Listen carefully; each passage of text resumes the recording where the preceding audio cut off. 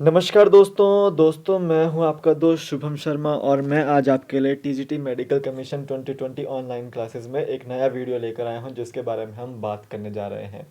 तो आज के वीडियो में हम बात करने जा रहे हैं जो प्रीवियस ईयर क्वेश्चंस आए हैं बायोलॉजी एमसीक्यू के में और जीके एमसीक्यू के। तो उन दोनों के बारे में हम डिस्कस करने जा रहे हैं। तो दोस्तों मेरे इस वीडियो को देखते रहिए और मेरे साथ बने रहिए। और मेरे वीडियो को अगर पसंद आए आपको तो उसको शेयर कीजिए, मेरे चैनल को सब्सक्राइब कीजिए।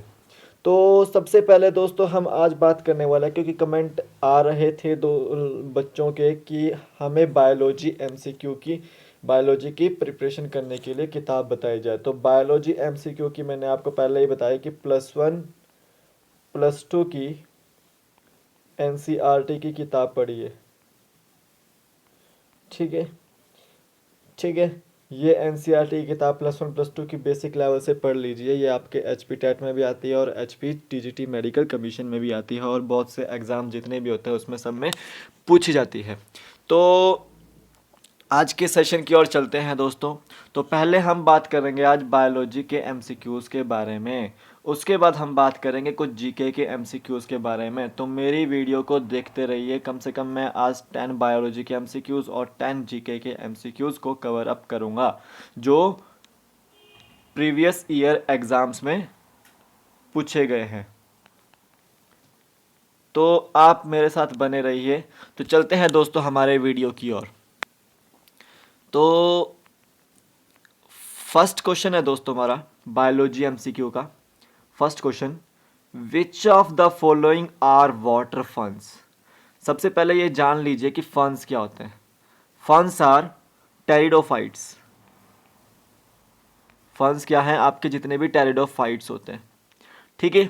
अब टेरिडोफाइट की एक प्रॉपर्टी होती है कि ये वस्कुलर बंडल्स वाले पहले प्लांट्स होते हैं जिनके पास वस्कुलर बंडल्स होते हैं। अब वस्कुलर बंडल्स क्या है दोस्तों? आपने ग्जाइलम और फ्लूइम का नाम सुना होगा। ग्जाइलम एंड फ्लूइम का नाम सुना होगा। तो ग्जाइलम का काम क्या है कि ये वाटर को ट्रांसपोर्ट करता है रूट से लेकर स्टेम तक, और उसके साथ फ्लूइम का काम क्या है कि ये फूड को ट्रांसपोर्ट करता है। ठीक है, फूड को स्टोर करता है, फूड को ट्रांसपोर्ट करता है। कहाँ से कहाँ तक? लीव्स टू रूट तक। तो ये चीज़ याद रखें कि आपका फूड कहाँ बनता है? फूड आपका बनता है लीव्स के अंदर, क्योंकि वो क्या करते हैं? फोटोसिंथेसिस करते हैं। वहाँ पे वो स्टार्च में ग्लूकोज में कन्वर्ट करते हैं फोटोसिंथेसिस के मदद से। कार्बन डाइऑक्साइड और वाटर वहाँ मिलकर ग्लूकोज फॉर्म करते हैं और ऑक्सीजन को रिलीज करते हैं। तो जाइलम जो है आपका वाटर को ट्रांसपोर्ट करता है और फ्लोएम जो है आपका फूड को ट्रांसपोर्ट करता है। तो दोस्तों मैंने बात करी यहाँ पे फंस की। फंस एक टेरिडोफाइट है। तो इसमें से ये बताना है आपको कि आपका वाटर फन कौन सा है। सो ऑप्शन ए है आपका एडियंटम एंटेरिस, ऑप्शन बी है lycopodium and selaginella, option C है marsilea and azolla, option D है ड्रायोटारिस। सो आपका जो वाटर फर्न है वो है आपका मार्सिलिया एंड एजोला। ये दोनों जो प्रॉपर्टीज है ये एक तरह से टेरिडोफाइट ही है। ठीक है, सेलाजिनाला भी यहाँ पे टेरिडोफाइट है। ठीक है, ड्रायोटारिस भी टेरिडोफाइट है, टेरिस भी और एडेंटम भी टेरिडोफाइट है, लाइकोपोडियम भी टेरिडोफाइट है। तो इसमें से आपको बताना था कि वाटर फन कौन से हैं। तो वाटर फन आपके ये मार्सिलिया और एजोला है। तो option C is right answer. Next question दोस्तों, which of the following is dominant phase of bryophyte. Bryophyte का कौन सा डोमिनेंट फेज होता है जो रिप्रोड्यूस करता है? तो दोस्तों देखिए, ऑप्शन ए जो है आपका वो स्पोरोफाइट है, ऑप्शन बी है गैमेटोफाइट, ऑप्शन सी है बोथ ए एंड बी, और ऑप्शन डी है नन ऑफ दीज। सो जो आपका ब्रायोफाइट का डोमिनेंट फेज होता है वो आपका हमेशा गैमेटोफाइट होता है। ठीक है, कोई गैमेटोफाइट होगा, जो डोमिनेंट फेज है वो गैमेटोफाइट होता है। ठीक है, अब ब्रायोफाइट के कुछ करेक्टर्स देख लीजिए। सबसे पहले तो इसकी थैलॉइड बॉडी होती है, no root, no stem, no leaf. No root, no stem और नो लीफ। ठीक है। अब्सेंट होते हैं वस्कुलर बंडल्स, जितने एब्सेंट होते हैं वस्कुलर बंडल्स। तो आप समझ लीजिए कि यहाँ पे कौन ट्रांसपोर्टेशन करता होगा। तो यहाँ पे एक स्पेशल तरह का कैरेक्टर्स होते हैं राइजॉइड्स। ये एक तरह से हेयर लाइक स्ट्रक्चर होता है जो वाटर को ट्रांसपोर्ट करता है, ऑब्जॉर्ब भी करता है और ट्रांसपोर्ट भी करता है। और एक स्केल्स होते हैं, ये भी क्या करते हैं, वाटर को ट्रांसपोर्ट करते हैं और ऑब्जॉर्ब करते हैं। अब देखिए इसके जो मार्केंशिया होता है हमारा, उसके पास गैमेटोफाइटिक गैमेटोफाइट होता है उसके बॉडी पे लगा, वही रिप्रोड्यूस किया करता है। तो आंसर जो है इसका कि डोमिनेंट फेज जो है आपका ब्रायोफाइट का वो गैमेटोफाइट है। तो B option is right answer. ठीक है। अब थर्ड क्वेश्चन की ओर चलते हैं। Which of the following is a dominant phase of pteridophyte. आपको टेरिडोफाइट का डोमिनेंट फेज बताना है। तो मैंने टेरिडोफाइट के आपको कुछ कैरेक्टर्स बताए थे, टेरिडोफाइट के अभी आपको कैरेक्टर्स बताए थे। ठीक है। टेरिडोफाइट के आपको कैरेक्टर्स बताए थे कि मैंने वस्कुलर बंडल्स होते हैं, थैलॉइड बॉडी नहीं वो यानी कि ट्रू रूट स्टेम और ट्रू लीव्स इसमें प्रेजेंट होती है। ठीक है। तो इसका जो डोमिनेंट फेज है वो ए ऑप्शन गैमेटोफाइट हो सकता है, बी ऑप्शन स्पोरोफाइट हो सकता है, C option both A and B और D option none of these.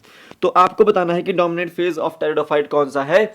Pteridophyte का कौन सा है, वो है B option. Option B is right answer. तो जो आपका स्पोरोफाइट है वो डोमिनेंट फेज है आपका टेरिडोफाइट का।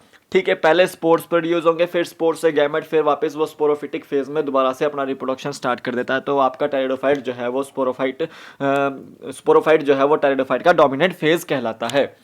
ठीक है। Next question.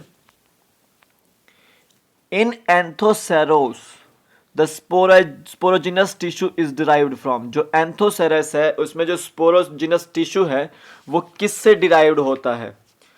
अब ए ऑप्शन है आपका एंडोथीशियम, बी ऑप्शन है आपका एम्फीथीशियम, सी ऑप्शन है आपका कोलियोमेला, डी ऑप्शन है आपका gametophytic tissue. So option B is right answer. Amphithecium जो है उससे आपका स्पोरोजिनस टिश्यू जो है आपका एंथोसेरस का डिराइव्ड होता है। So option B is right answer, एम्फीथीशियम।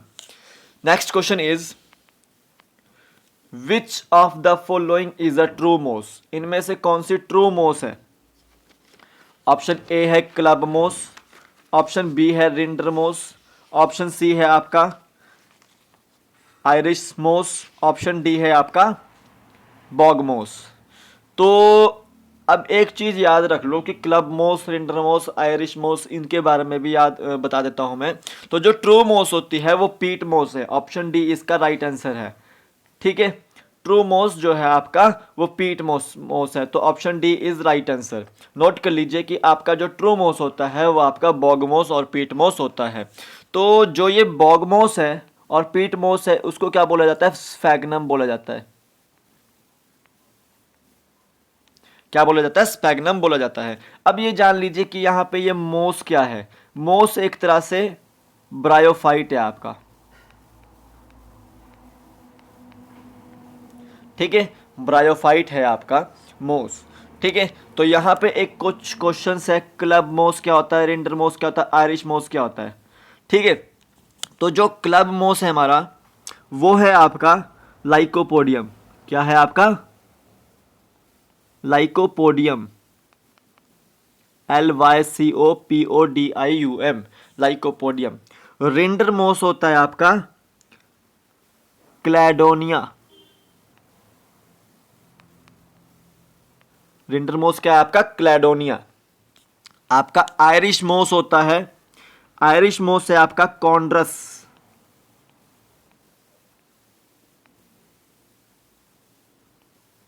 क्रिस्पस। Irish मोस क्या आपका, कॉन्ड्रस क्रिस्पस, CHONDRUS CRISPES। ठीक है। अब बॉग मोस मैंने आपको बता दिया है कि आपका पीट मोस है, तो जो ट्रू मोस है इसमें आपका option D is right answer. True मोस आपका बॉग मोस और स्पीट मोस, उसको स्फैग्नम भी बोला जाता है। So next question is a fern in which the entire sporangium develops from a single superficial cell of the sporophyte। ऐसा फर्न बताना है आपको जिसका पूरा स्पोरेंजियम जो है वो एक सिंगल सुपरफिशियल सेल से स्पोरोफाइट के बन जाता है। तो उस चीज को क्या बोलते हैं? फर्न मैंने आपको बता दिया कि एक तरह से टेरिडोफाइट है। क्वेश्चन का मतलब दोबारा समझ लीजिए कि कोई फर्न है, उसका स्पोरेंजियम अगर एक सिंगल सुपरफिशियल सेल स्पोरोफाइट से डेवलप हो जाता है तो उस प्रोसेस को क्या बोला जाता है? यूनिस्पोरेंजिएट बोला जाता है, यूस्पोरेंजिएट बोला जाता है, सी लेप्टोस्पोरेंजिएट बोला जाता है, या डी होलोस्पोरेंजिएट बोला जाता है। तो जो सी ऑप्शन है लेप्टोस्पोरेंजिएट वो इसका आंसर होगा कि जो एक फर्न है उसका जो एंटायर स्पोरेंजियम है वो सिंगल सुपरफिशियल सेल से स्पोरोफाइट के डेवलप हो जाता है। तो उस जो प्रोसेस को बोलते हैं, उस प्रोसेस को जो सिंगल सुपरफिशियल सेल से स्पोरेंजियम को डेवलप कर देता है वो प्रोसेस होती है leptosporangiate. So C option is right answer. अब यहाँ पर एक चीज अर्ली ब्लाइट ऑफ डिजीज पूछी गई है। Early blight of potato is caused by, early blight of potato is caused by A Phytophthora infestans, B Alternaria solani, C Pythium splendens, या D Colletotrichum falcatum. तो अर्ली ब्लाइट ऑफ पोटैटो जो है आपका Alternaria सोलनाई से होती है। ये एक पैथोजन है, ये इस डिजीज को कॉज करता है। तो option B is right answer. अब ये यहाँ पर देखिए फाइटोफथोरा इन्फेस्टेंस है, तो ये लेट ब्लाइट ऑफ पोटैटो करता है, लेट ब्लाइट ऑफ पोटैटो करता है ये, ठीक है। और ये कोलेटोट्राइकम फैल्केटम है, ये आप क्या क्या करता है? शुगर केन में रेड रोट की डिजीज करता है, red rot of sugarcane, ठीक है दोस्तों। इस पे लिखा नहीं जा रहा है तो मेरी आप आवाज को समझकर पढ़ लिख लें अपनी कॉपी में। तो हम अगले क्वेश्चन की ओर चलते हैं। अब देखिए, during meiosis crossing over occurs at, meiosis के समय क्रॉसिंग ओवर एक जो प्रक्रिया होती है वो कौन से स्टेज में होती है? ए ऑप्शन है लैप्टोटीन, बी ऑप्शन है ए ऑप्शन है डाइप्लोटीन, बी ऑप्शन है लैप्टोटीन, सी ऑप्शन है जाइगोटीन, और डी ऑप्शन है आपका पैचिटीन। तो जो क्रॉसिंग ओवर होती है मियोसिस के समय पे वो कौन से स्टेज में होती है? पैचिटीन स्टेज में। आपका डी ऑप्शन इसका सही होगा, ठीक है। तो क्रॉसिंग ओवर कब होती है? आपका पैचिटीन स्टेज पर होती है। अब देखिए यहाँ पे कि डाइप्लोटीन में क्या होता है। डाइप्लोटीन में हमेशा चियाज़मेटा फॉर्मेशन होती है। क्या होता है? चियाज़मेटा फॉर्मेशन होती है। उसी तरह से लैप्टोटीन जो है मियोसिस की फर्स्ट स्टेज है, प्रोफेज की, प्रोफेज मियोसिस की फर्स्ट स्टेज है लैप्टोटीन। फिर आपकी जाइगोटीन आती है। जाइगोटीन में क्या होता है? आपका सिनेप्सिस फॉर्मेशन होती है, ठीक है। तो आपका जो इसका आंसर होगा कि क्रॉसिंग ओवर कहाँ होती है, आपका D option is right answer. Crossing over आपका ड्यूरिंग मियोसिस पैचिटीन में होती है। तो next question is which one of the following is a terminator codon. दोस्तों समझ लो कि टर्मिनेटर कोडोन क्या होता है। जब रेप्लिकेशन होती है तो इस तरह से आपके पास स्ट्रैंड होते हैं, वहाँ से जहाँ से रेप्लिकेशन स्टार्ट होगी वो कौन सा कोडोन होंगे? वो इनिशिएशन कोडोन होंगे। और ये इनिशिएशन कोडोन कौन से होते हैं? AUG, GUG, ठीक है। ये इनिशिएशन कोडोन है। तो पूछा जाएगा कि इनिशिएशन कोडोन कौन से हैं? AUG, GUG। अब जब रेप्लिकेशन स्टार्ट होकर खत्म होने के कगार पर है तो जो खत्म होने वाली जगह होती है उसको टर्मिनेटर बोलते हैं, टर्मिनेशन पॉइंट। ठीक है, तो वहां पे क्या होता है कि वहां पे स्पेशल तरह के एमिनो एसिड्स जो भी ये होते हैं ना, न्यूक्लियोटाइड्स होते हैं, वो उसको टर्मिनेट करते हैं। तो वहां पे कौन कौन से होते हैं? यूएए, यूएजी, यूजीए, ये तीन तरह के टर्मिनेशन कोडोन हैं।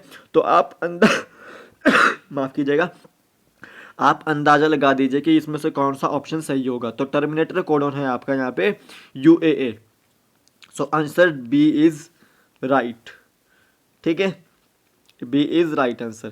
सो ए यू जी आपका इनिशिएशन कोडोन हो गया यहाँ पे। ठीक है, तो इनिशिएशन कोडोन के बारे में आपको जानना है। ठीक है, इसके बाद चलते हैं दोस्तों हमारे 10वें क्वेश्चन पर। The genes that keep on changing their location on chromosomes are called. उन जीन्स का नाम बताना है जो अपनी लोकेशन को चेंज करते रहता है क्रोमोसोम्स के अंतर्गत।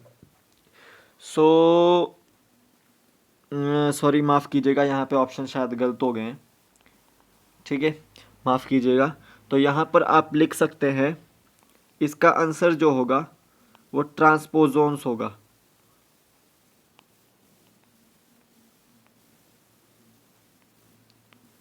ट्रांसपोजोन्स होगा। तो ट्रांसपोजोन्स वैसे जीन है जो अपनी लोकेशन को चेंज करते रहते हैं क्रोमोसोम्स में। सॉरी, माफ़ कीजिएगा, यहाँ पे मुझे यहाँ पे थोड़ा सा गलत हो गया था, इस वजह से मेरे को ऑप्शन डायरेक्ट ही बताना पड़ा कि ट्रांसपोजोन्स जो है जीन, वो अपनी लोकेशन को क्रोमोसोम में चेंज करते रहते हैं। सो बायोलॉजी के सेशन में आज इतना ही। अब चलते हैं दोस्तों जीके बेस्ड क्वेश्चंस में।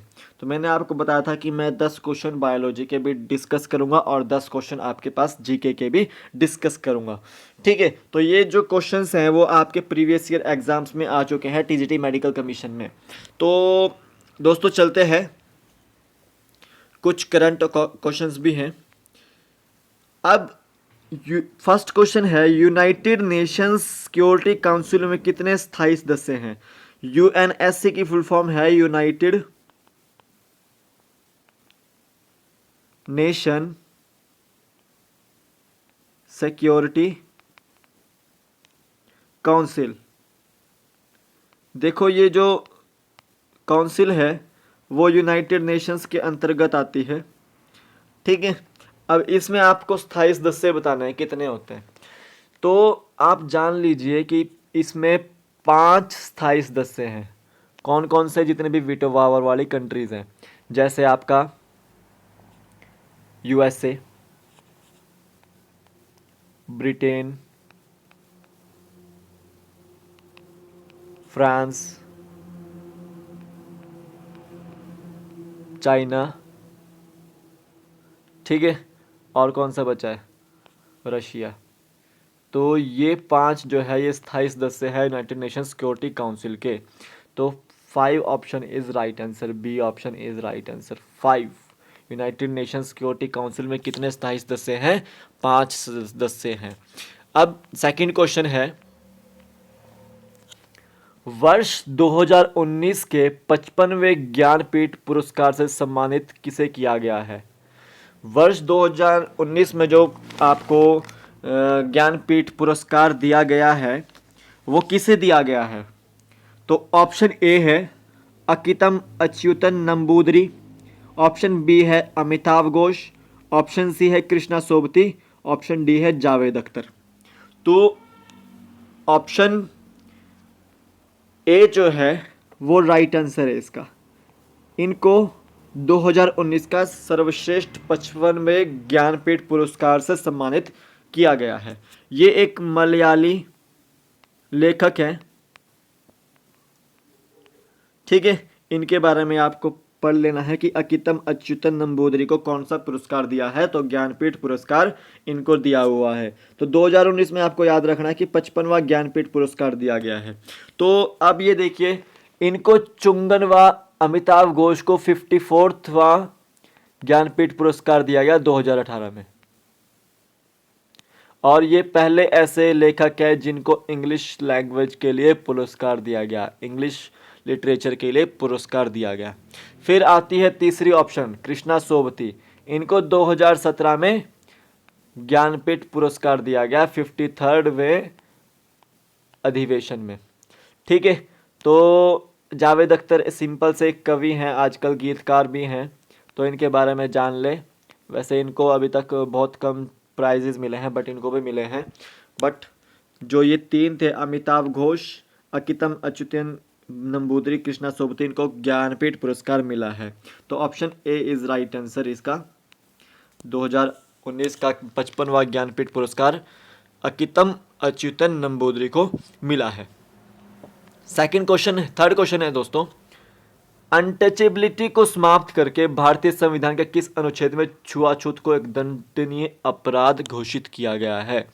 अब ये पूछा गया है कि भारतीय संविधान के किस अनुच्छेद में छुआछूत को एक दंडनीय अपराध घोषित किया गया है। अनुच्छेद 14 में, अनुच्छेद 15 में, अनुच्छेद 16 में या अनुच्छेद 17 में। तो दोस्तों जान लीजिए कि किस अनुच्छेद में छुआछूत को दंडनीय अपराध दिया गया है, वो है अनुच्छेद 17। तो D option is right answer. ठीक है, एक बार दोबारा से क्वेश्चन को देख लीजिए कि अनटचेबिलिटी को समाप्त कर भारतीय संविधान के किस अनुच्छेद में छुआछूत को एक दंडनीय अपराध घोषित किया गया है। तो अनुच्छेद 17 में इसको दंडनीय अपराध घोषित किया गया है।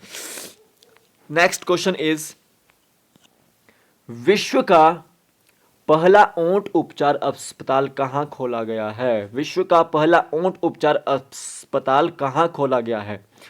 ए ऑप्शन है भारत में, बी ऑप्शन दुबई में, सी ऑप्शन नेपाल में, डी ऑप्शन अमेरिका में। सो आप ये जान लीजिए कि विश्व का पहला ऊंट उपचार अस्पताल जो है वो आपका दुबई में खोला गया है। ठीक है, अब एक और चीज याद रखिएगी, एक जगह हाथी का अस्पताल खुला है, हाथी से रिलेटेड, वो कहाँ खुला है, वो आपका आगरा में खुला है।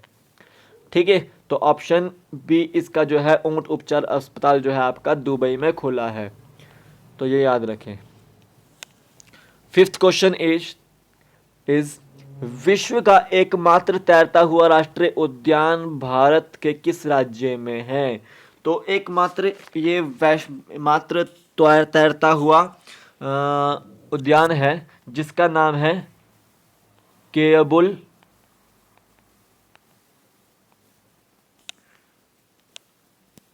लामजाओ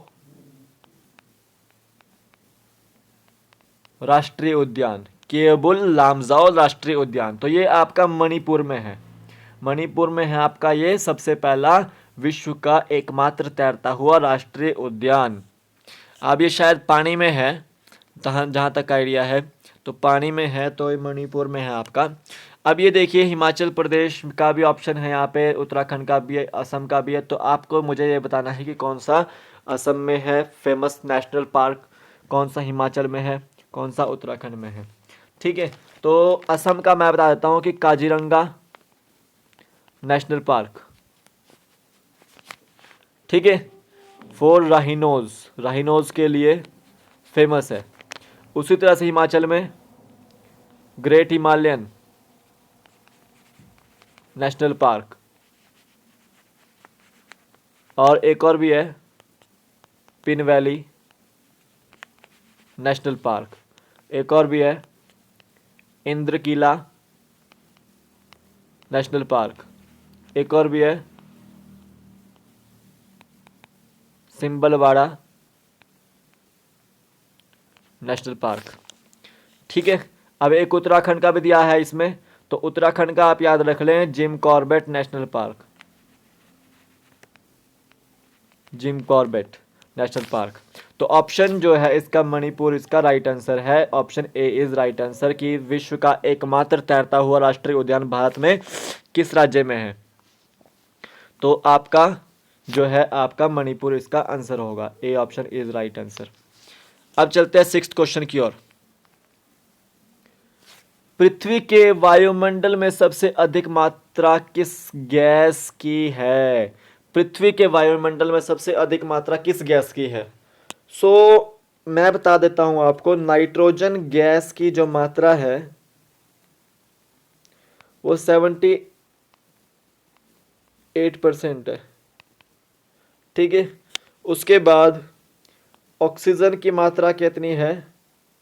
वो 20%, 22-21% है, समथिंग समथिंग।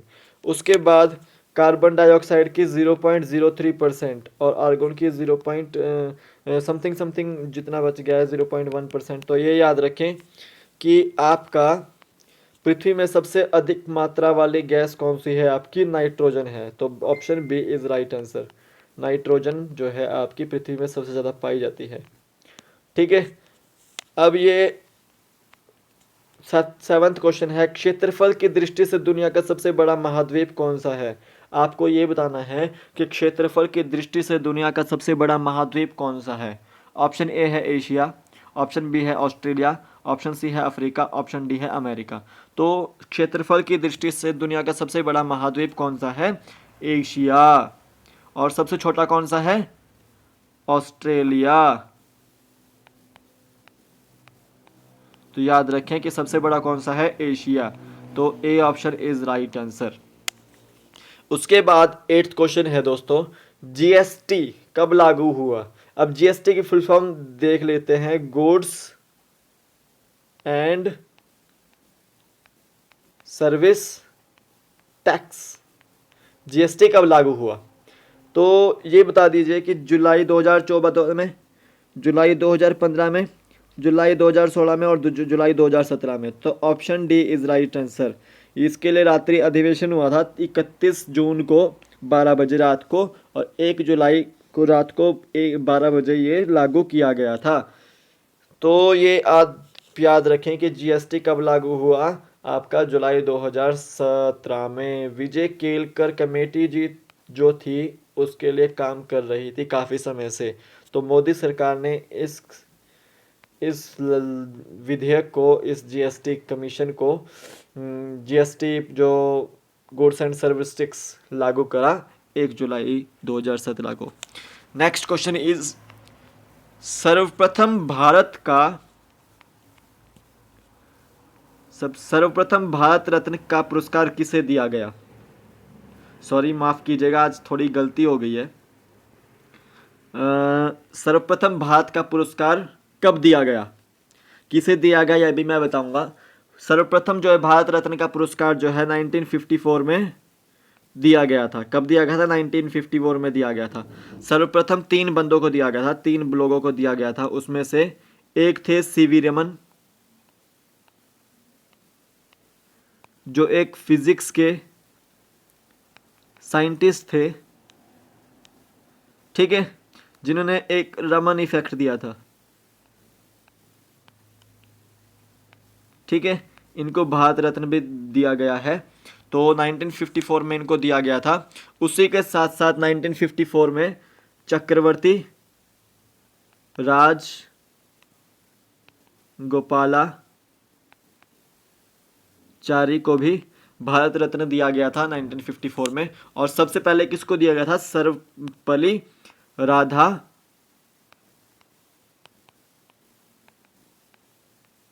कृष्णन को। ठीक है, तो पूछा जा सकता है कि सबसे पहले भारत रत्न किसको दिया गया था? तो सर्वपल्ली राधाकृष्णन को दिया गया था।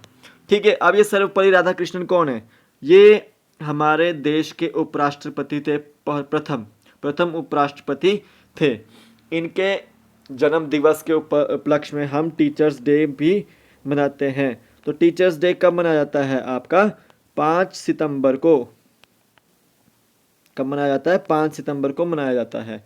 तो नेक्स्ट क्वेश्चन इज, बीबी का मकबरा किसने बनवाया? बीबी का मकबरा जो है आपका औरंगजेब ने बनाया है। तो option C is right answer. तो ये बीबी का मकबरा आप याद रख ले कि औरंगाबाद में है शायद ये, और इसको आर्कियोलॉजिकल सर्वे ऑफ इंडिया ने इसको रिनोवेशन के लिए 45 लाख रुपए का बजट तैयार किया है इसके रिनोवेशन के लिए। तो ये रिसेंट करंट अफेयर है एक तरह से आपके लिए।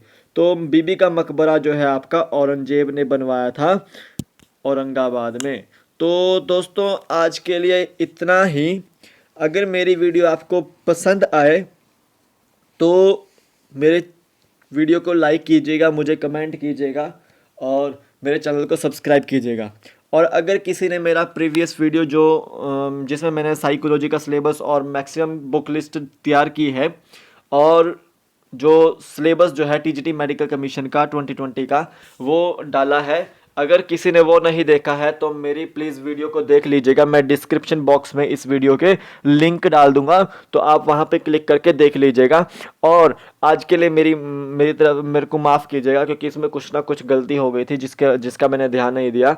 तो कल से नहीं होगा ऐसा, और मुझे प्यार कीजिएगा बहुत ज़्यादा, और मेरे वीडियो को देखते रहिएगा और ज़्यादा से ज़्यादा सब्सक्राइब और शेयर कीजिएगा। धन्यवाद दोस्तों।